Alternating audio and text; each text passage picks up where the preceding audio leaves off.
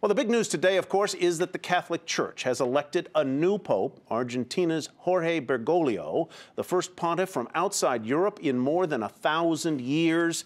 He will be known as Pope Francis I. The crowd in St. Peter's Square rejoiced as he was introduced to the world for the first time, an electrifying moment.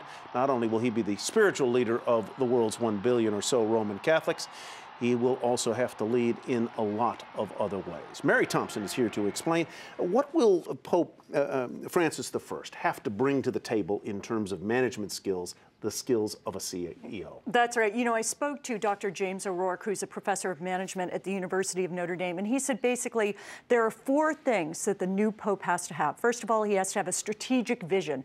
What does he need to change within the papacy? Second of all, and probably most important, is he needs team building skills. Anyone who will tell you if they've spent time at the Vatican, it's not the friendliest place. There are a lot of people there who are very ambitious. They have their own agenda, one that they sometimes put ahead of the Holy See. So he needs to build a team, say, we're here to do this for the people, for the Vatican.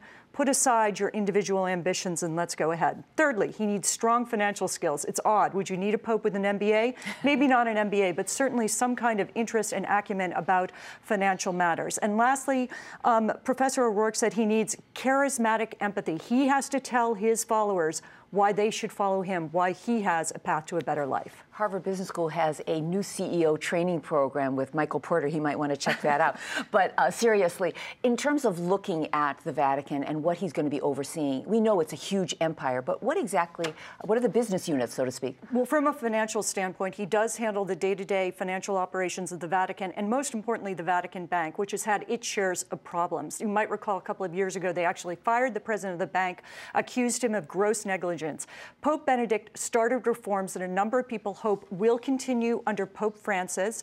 He brought in a new president, and also you need to get the Vatican Bank up to European Union banking standards, and that's a goal that they want the Vatican to stay on track with. Very quickly, do we know much, if anything, about him as a manager and administrator? Not that I know so far about Pope Francis I, but he did run an archdiocese, and not a small one, in Argentina, in Buenos Aires, yes. Mary Thompson, thank you very much. Sure.